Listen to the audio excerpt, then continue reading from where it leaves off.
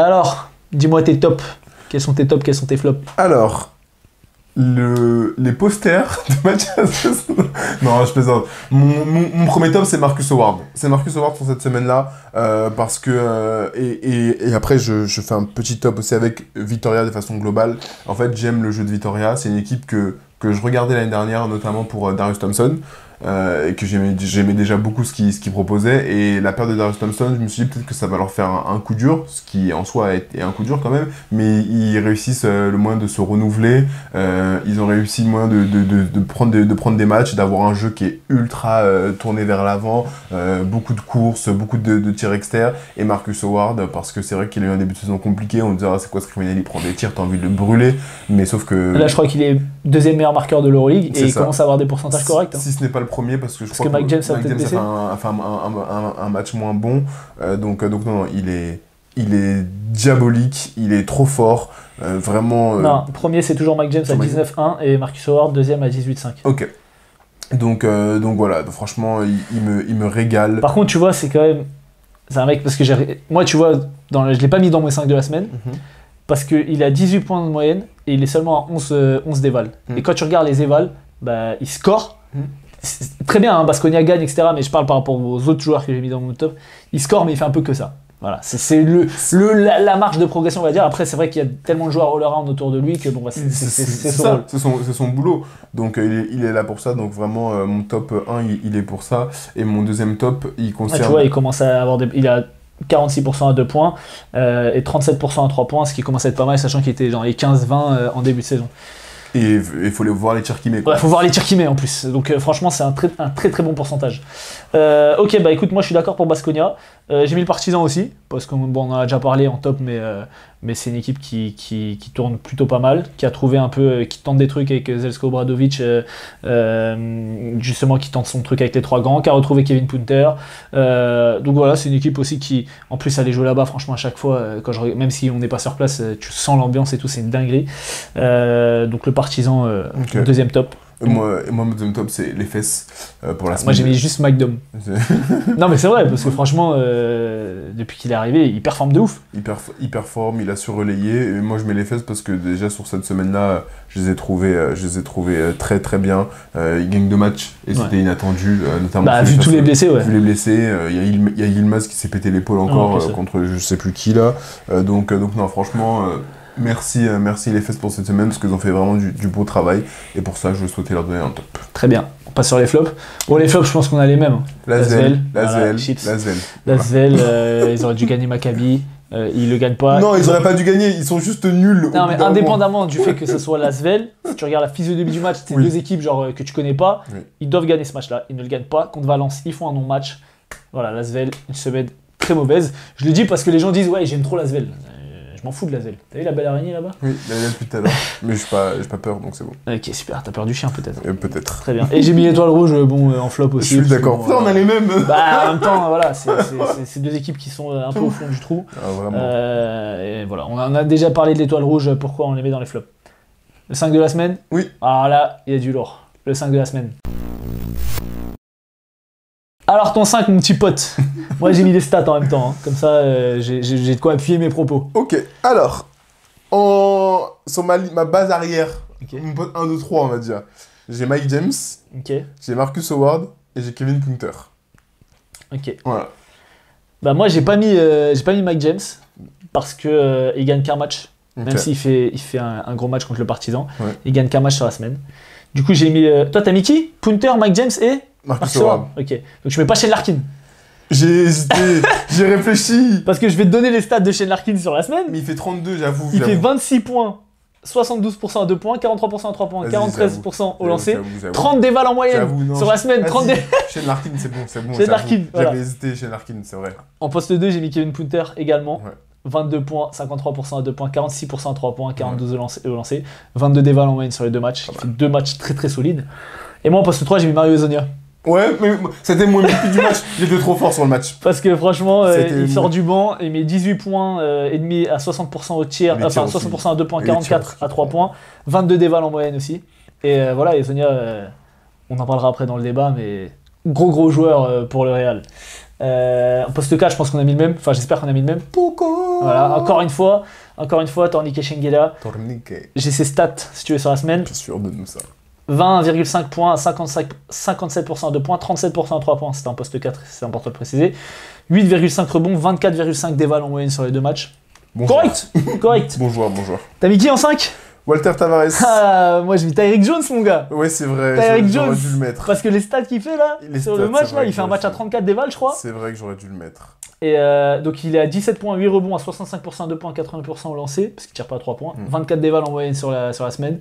J'avais déjà mis Ezonia, et puis Tavares, statistiquement parlant, n'a pas fait des matchs de ouf. mais il n'y a pas que les stats. Oui, mais au Real, non mais au Real, il y a tellement d'armes. J'ai voulu mettre le joueur qui un peu statistiquement est sorti, même si Zanan Moussa il fait des matchs de ouf. Prestations de fou furieux. Mais c'est vrai, mais Tyreek Jones il mérite. Tyreek Jones, franchement, voilà. Bah après, je mets deux joueurs de les fesses, c'est vrai. Mais parce que voilà, les fesses, tu t'attendais pas à ce qu'ils gagnent ces 2 matchs-là. Enfin, si, Bernard, si, mais le Pana, non. Ok, on passe sur le débat. Vas-y. Allez, le débat. Alors, le débat du jour.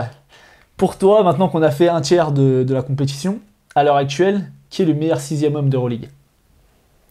Moi, je te dis les noms pour un peu t'aider, parce que peut-être que t'as pas réfléchi. J'en ai plusieurs en tête. Moi, j'ai Ezonia, ouais.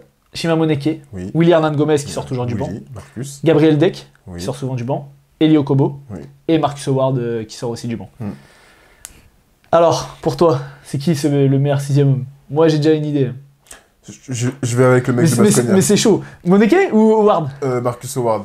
Alors parce que Moneke, il est 2e à l'évaluation. Enfin, je sais pas s'il est toujours. Il était 2e mais... à l'éval, Shima Moneke, et pour ce qu'il propose. Il est 4e. Il est à 20, un peu plus de 20 déval. C'est très. Il a bien promis. Hein. Oh mon dieu! Il met 2 points d'éval à tout le monde. Hein. Oh mon dieu! Bref, passons. C'est une question c'est une très bonne question qui est un peu difficile en même temps parce que c'est des registres et des styles de jeu tellement différents. Ouais. C'est-à-dire que tu vois, quand Gabriel Deck qui rentre, il apporte tellement, et la connexion Gabriel Deck, Facu Campazzo, le jeu sans ballon, allez regarder. Le jeu sans ballon, il est toujours dans le bon timing, au bon endroit. Il met juste les mains, la balle elle arrive, on sait pas comment parce que Facu est un magicien. Pouf, 2 points. Ils se connaissent tellement par cœur, c'est magnifique à avoir joué. Mais en même temps, comme tu dis très justement, la force de frappe du Real fait que j'ai l'impression c'est presque un peu plus facile, ouais. Tu vois. Pareil pour Mario Hezonja, quand il rentre, il a des tirs des fois qui sont grands ouverts et des fois il a des tirs où il a un joueur sur lui. Tu vois, moi pour moi, à la différence de Moussa qui a vraiment des tirs grands ouverts, Hezonja, il me fait du post-up, des fadeaway et tout. Ah oui. Et pour moi, Hezonja, c'est un joueur, tu le mets dans une équipe en option numéro 1. C'est un MVP de ouais, en top 2 facile. Bien sûr, je suis d'accord. Et c'est pour moi que c'est pour ça que moi c'est mon choix. Ok. Hezonja. Parce que dans les stats, il est peut-être un petit peu en dessous de Marcus Howard, etc. Mais je pense qu'en termes de temps de jeu, au Real, il n'y a pas beaucoup de joueurs qui jouent énormément. Et il tire un peu moins que... Et je pense qu'il a des super pourcentages. J'ai pas les stats, mais je vais les trouver. Et voilà, c'est un joueur pour moi qui a fait des choses en NBA, a fait des choses étant plus jeune. Et j'espère que...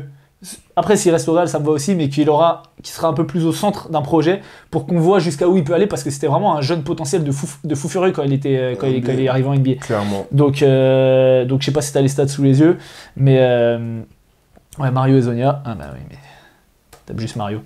Et donc voilà. Mais Elio Kobo, non, un peu en dessous quand même. Hein. Un peu en dessous par rapport. Intrinsèquement, non, mais au niveau des stats. Là, par rapport aux stats, un peu en dessous, et je trouve qu'il a eu beaucoup de matchs. C'est le pourcentage. Pardon. Il a eu beaucoup de matchs où il était plus en difficulté dans son entrée. En 18 minutes, hein.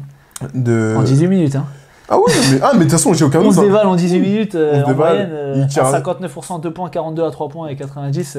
Au tir, dans le 50, 40, 90. C'est pas mal. Hein. Qu'est-ce que tu veux lui dire de plus Et au Real Madrid, la concurrence est folle. Il a une place assurée, il joue, il produit. Donc non, ce choix, il va. Après, pourquoi je vais avec Marcus Howard, c'est au-delà de sa capacité à mettre des tirs, c'est que quand il rentre, il est beaucoup plus ciblé qu'un Mario Hezonja. Tu vois, quand Marcus Howard il rentre, et je vois les défenses qui s'adaptent sur Marcus Howard. Ouais, alors que quand Mario Hezonja rentre, Mario Hezonja, quand il rentre, il peut être ciblé, mais en même temps, il faut faire attention à Facu Campazzo, il faut faire attention à Gabriel Deck, il faut faire attention... Alors, c'est pas de la faute du Real, oui, hein. Mais Marcus Howard, si le système n'est pas joué pour lui, est-ce que c'est un aussi fort joueur? Parce que Baskonia le met très bien, c'est un fort joueur. Ah oui, mais et Baskonia le met dans les meilleures situations En valeur. possibles pour qu'il ait ses tirs. Complètement. Voilà. Après, moi, ça se tape aussi avec Willy Hernán Gomez. Parce que mine de rien, le Barça a fait une énorme saison. Et il fait aussi une grosse saison. Il a fait des gros matchs là, sur les derniers matchs. Après, il y a Yann Vezeli qui prend énormément de place aussi. Parce que il fait une énorme saison aussi. Moi, Isonia, ça me va. Écoute, mais après, on en reparlera à la fin de la saison. Je sais pas s'il y a un trophée. Je crois pas qu'il y a un trophée de 6e homme en Euroleague. Mais c'est les stats de qui, ça? Ça, c'est. De Marcus Howard. Tu veux Willy Hernán Gomez, il est à 12-2, 5 Ouais, mais en combien de temps de jeu? 17 minutes. 17 minutes. Tu vois, c'est oui. dingue. mais- Il est à 13 dévals en 17 minutes. Mais en termes de rentabilité. Ouais, c'est très fort. C'est très fort. Ouais. Il joue combien de temps, Marcus Howard, en moyenne? Un peu, Il a joué plus, hein, je Il pense. joue un peu plus. 23 Ah, il joue 23 minutes, tu vois. C'est quand même 6 minutes de plus que. Et en termes d'éval, ouais, donc bref, voilà. En termes d'éval, il est un peu plus bas, Marcus Howard.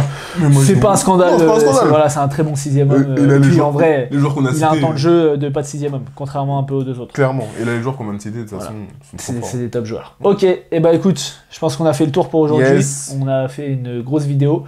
Merci à ceux qui regardent, merci à ceux qui commentent, merci à ceux qui partagent, merci à ceux qui s'abonnent. Comme d'habitude, vous connaissez, en route pour le 1 million d'abonnés. À la semaine prochaine, en espérant que j'aurai gagné mon match contre Sarcelles. T'as fait quoi contre Sarcelles, toi, ce week-end? À la semaine prochaine. À la semaine prochaine. Allez, à la semaine prochaine, et merci de nous avoir suivis. Bisous. Allez, carré. On se casse.